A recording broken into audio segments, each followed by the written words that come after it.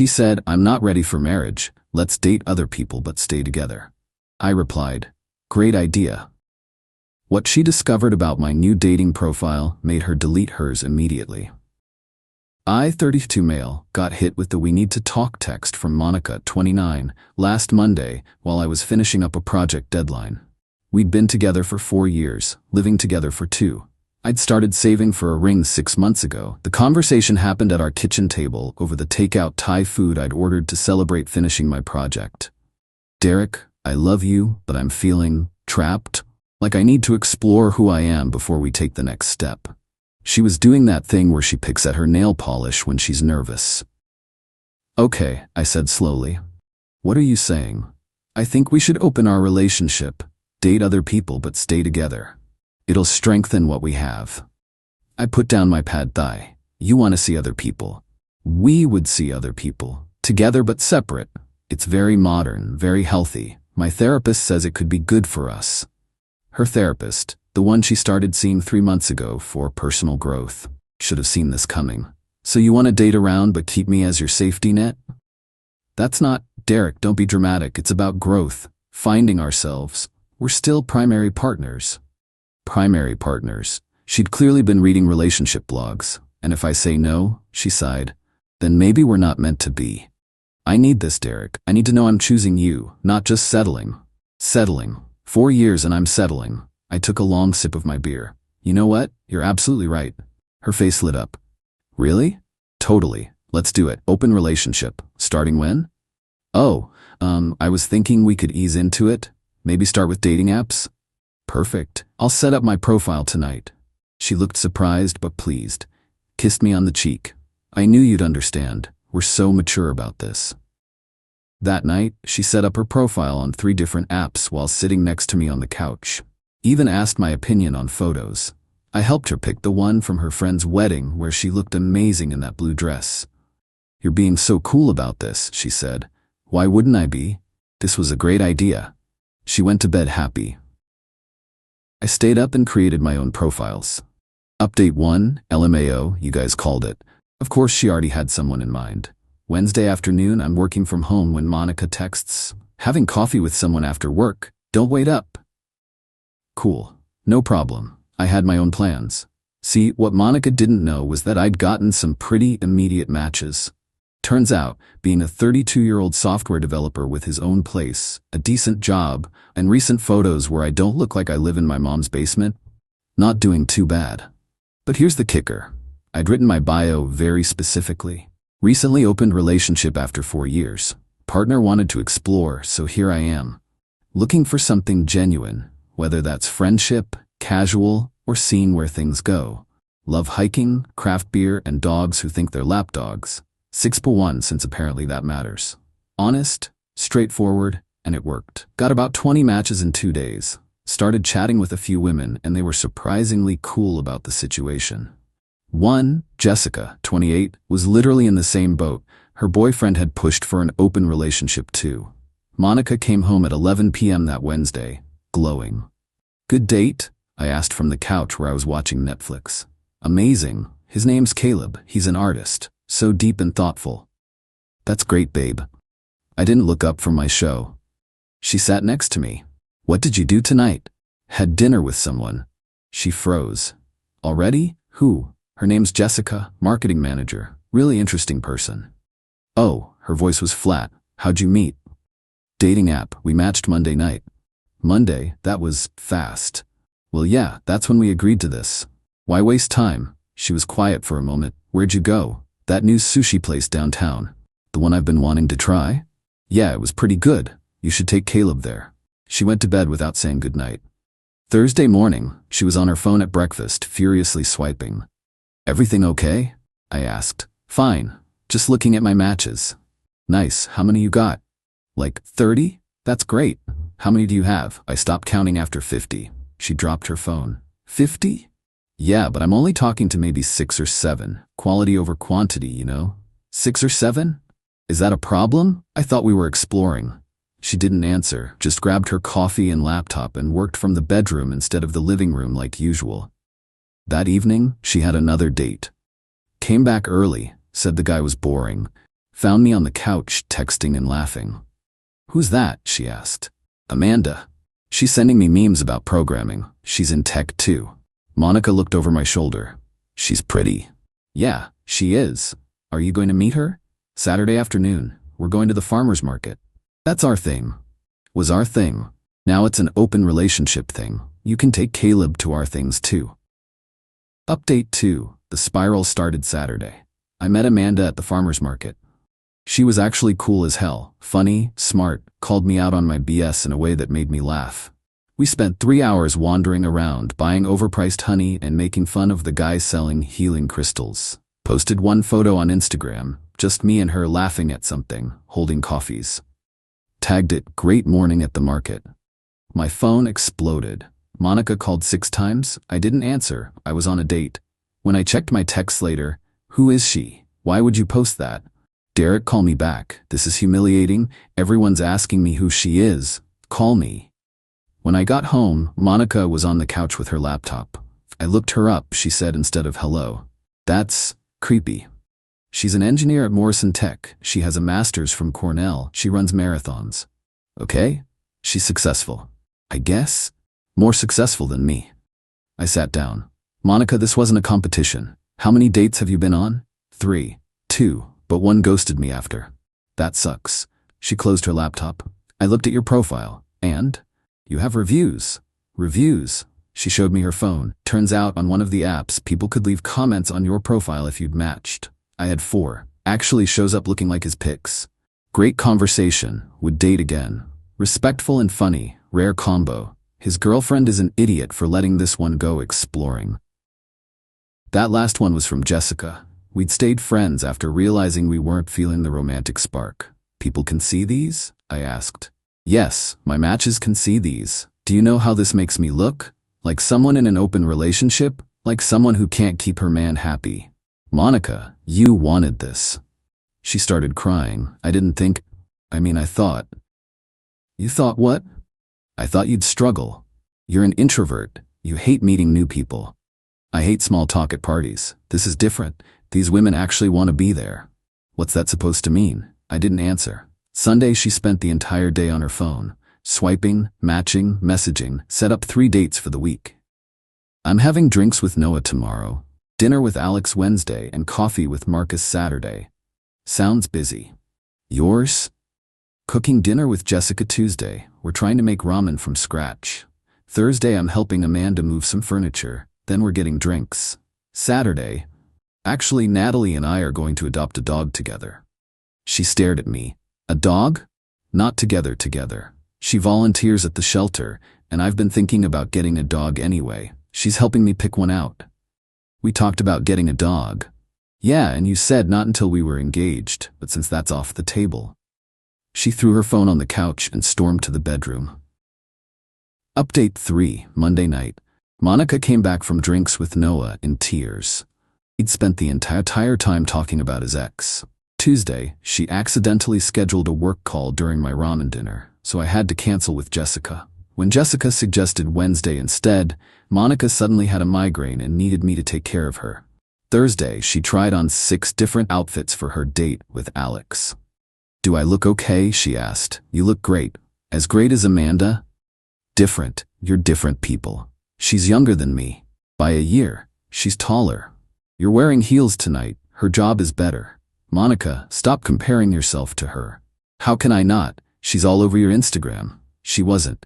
I'd posted 2 photos in 2 weeks. Meanwhile, Monica had stories up every day from her dates, trying to look like she was having the time of her life. Her date with Alex went badly. He apparently told her he wasn't looking for anything serious, just fun with someone in an open relationship. "He treated me like I was easy," she cried. "Aren't we all being easy? Isn't that the point of exploring?" "Not like that. I want connection." "Then maybe don't mention you have a boyfriend at home in your profile?" "I'm being honest, like you were." "And how's that working out?" Saturday came. Monica had canceled her coffee with Marcus to work on herself. Really, she spent the morning following my Instagram stories. I was at the shelter with Natalie, documenting the dog adoption process. Found this amazing pit mix named Bronson who thought he was a lapdog, posted videos of him trying to fit his 70-pound self on my lap. Monica commented, "Cute, can't wait to meet him," making it look like we were still a normal couple, like the dog was ours. Natalie saw it. "Your girlfriend seems involved." "Yeah, it's complicated. Open relationships usually are. My ex pushed for one too, didn't end well." "What happened?" "She thought she'd be the one with options. Turned out, guys wanting NSA with a taken woman aren't usually looking for quality. Meanwhile, women love a guy who's honest about his situation, shows emotional maturity." "How'd it end?" "She begged to close the relationship. I'd already met someone worth closing it for, just not with her." That night, Monica was waiting when I got home with Bronson. "We need to talk," she said. "About?" "I want to close the relationship." I sat down, Bronson immediately claiming my lap. "Why? This isn't working. It's not what I wanted." "What did you want, Monica?" She was quiet for a long time. "I thought Caleb had been flirting with me at work. I thought if we opened things up, I could see what that was like without cheating. And you'd wait and watch you date Caleb?" "Not like that. I thought you'd maybe go on one bad date and realize what we had." "I already knew what we had. You're the one who needed to explore."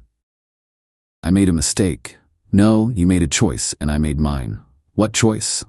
I pulled out my phone, went to the dating apps, deleted all 3 in front of her. "I'm done with the apps," I said. She smiled, relief washing over her face. "Oh, thank God, me too. We can work through this. I'm dating Amanda exclusively now." The color drained from her face. "What? We talked yesterday. Neither of us is into the open thing. Turned out we really like each other, so we're going to see where this goes. Exclusively." But we live together. We have 4 years. We had 4 years. You ended that when you decided I was something to settle for." "I never said that." "You literally said you needed to know you weren't settling." "I didn't mean it like that." "How else could you mean it?" She started sobbing. "Derek, please. I love you. I made a mistake. Close the relationship with me." "Monica, there is no relationship. Hasn't been since you suggested this." "Then why did you agree?" "To see if you'd actually go through with it.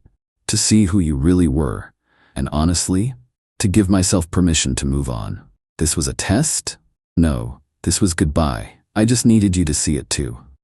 Update 4. The next 48 hours were intense. Monica called in sick to work Monday. Spent the entire day alternating between crying on the couch and rage texting me while I was at work.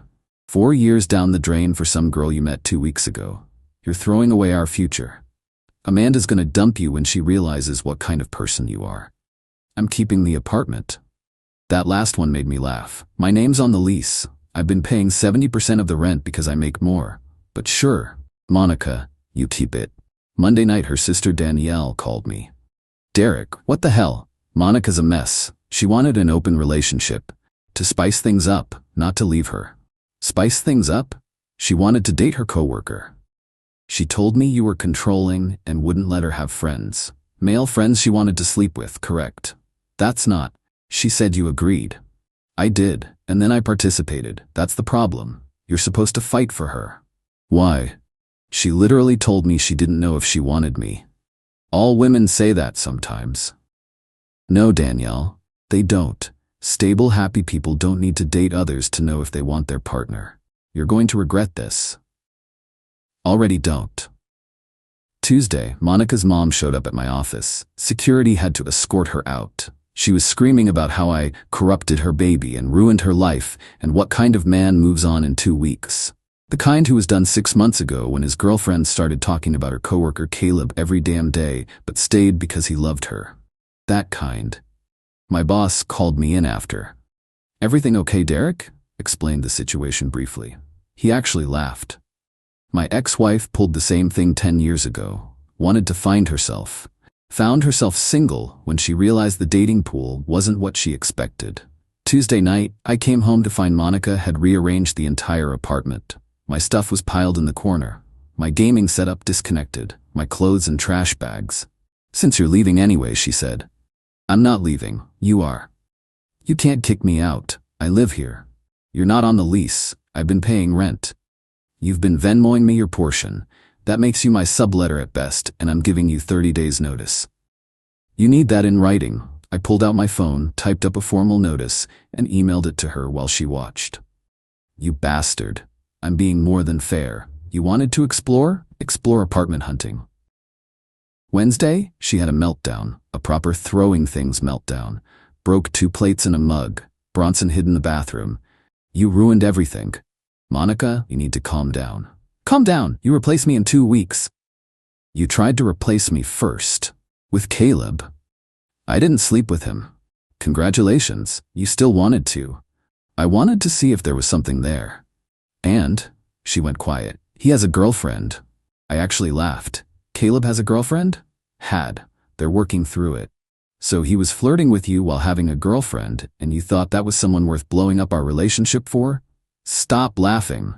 Monica, this is hilarious. You ended a 4-year relationship to explore something with a taken man who chose his girlfriend over you.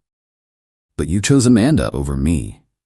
No, I chose myself over this dysfunction. Amanda's just a bonus. She threw my PlayStation controller at the wall. It shattered. That's $100 you owe me. Sue me. I'll just take it out of the security deposit you don't have. Thursday she started love bombing, cooked my favorite dinner, wore the dress I bought her for her birthday, put on the playlist from our first date. Remember this song? She asked. Yep. We danced to it in your old apartment. We did. We were so happy. Were we? Or were you already thinking about what else was out there? She started crying again. I was happy. I got scared. Marriage is forever. So is breaking someone's trust. You never even fought for us. I fought for us for 6 months while you emotionally checked out. I'm done fighting. Friday morning, she wasn't there. Thought maybe she'd accepted it and left. Nope. She'd gone to Amanda's workplace. Final update. I found out about the workplace visit when Amanda called me Friday afternoon. Your ex is something, she said. What did she do? Showed up at my office, told reception she was my sister and had a family emergency. Jesus, Amanda, I'm so sorry. Wait, it gets better. She cornered me in the lobby and tried to woman me about stealing her man. What did you say? That she literally asked for an open relationship and I don't steal things that are freely given away. How'd she take that? She called me a homewrecker. Security had to remove her. Again, she's something. This is insane. I'm so sorry. Derek, it's not your fault, but she seems unstable. You might want to document this stuff. She was right. I started screenshotting everything. The texts, the emails, the voicemails. Monica had left 23 voicemails on Friday alone. Saturday, I was at a coffee shop with Bronson, dog-friendly place, when Caleb walked in. We made eye contact. He tried to leave, but I called out. Caleb, buddy, how's the girlfriend? He looked like he wanted to die. Came over reluctantly. Derek, hi. Heard you and Monica had coffee. Look, man, I didn't know that she was trying to blow up her relationship to be with you, or that you were leading her on while having a girlfriend. I wasn't. We were just friends. Friends don't make their coworkers think they have a chance. I never said anything explicit. You didn't have to. You knew what you were doing. He shifted uncomfortably. Is she okay? No, she's homeless in 25 days and currently stalking my new girlfriend. Shit. Yeah. Shit. Maybe next time don't flirt with taken women. It wasn't, yeah, okay. There. He left without ordering anything. Sunday was move-out day for Monica. She'd found a studio apartment across town. Expensive as hell, but that's what happens when you need something immediately. Her dad and brother came to help. Her dad looked at me with such disappointment. I thought you were better than this, Derek. Better than what? Being honest? Monica made one mistake. No, she made a calculated decision that backfired. Her brother Tony actually pulled me aside. For what it's worth, I told her this was stupid. You're a good dude. Monica always thinks the grass is greener. Yeah, well, sometimes it's just spray paint. They loaded her stuff. She took the couch. I let her. It was hers from before. Left the bed. Too many memories, she said. As they were leaving, she turned back one last time. I loved you, she said. I loved you too. Past tense. It doesn't have to be. Yes, it does. Why? Because I deserve someone who doesn't need to date other people to know they want me. She left crying. That was 3 weeks ago. She still texts sometimes. Updates about her life I didn't ask for. How hard dating is. How expensive her apartment is. How Caleb and his girlfriend are engaged now. That last one included, should have been us. I replied, no, it shouldn't have. You made sure of that. Then I blocked her number. Amanda and I are taking things slow but steady. She met my parents last weekend. They love her. Mom pulled me aside and said, this one's got her head on straight. Bronson loves her too, which honestly matters more than my parents' opinion. Found out through mutual friends that Monica's been telling people I emotionally manipulated her into an open relationship, then left her for someone younger. Amanda's older than her by 3 months, but whatever. Some people believe her. Most who knew us both don't. Her therapist, the one who supposedly encouraged the open relationship, Monica's friend caught her leaving a different therapist's office. Turns out she'd never discussed it with her original therapist. She'd made that up to make it sound like professional advice instead of, I want to bang my coworker. The entitlement levels, man. She really thought she could. Keep me as a backup plan, date around while I waited, have me pay majority rent while she explored, come back to me when it didn't work out, get the apartment she couldn't afford. Spin the narrative to make me the bad guy. Reality hit different. Lost the relationship. Lost the apartment. Can't afford her new place. Caleb chose his girlfriend. Dating pool isn't what she expected. Everyone knows what really happened. Last I heard, she's considering moving back to her hometown. Starting fresh where people don't know the story. Good. Maybe she'll learn something, but probably not. Me, I'm good. Better than good. I learned my worth, found someone who sees it too, and have a 70-pound lapdog who snores. Sometimes the best revenge is just letting people experience the consequences of their choices. And Monica? She chose wrong.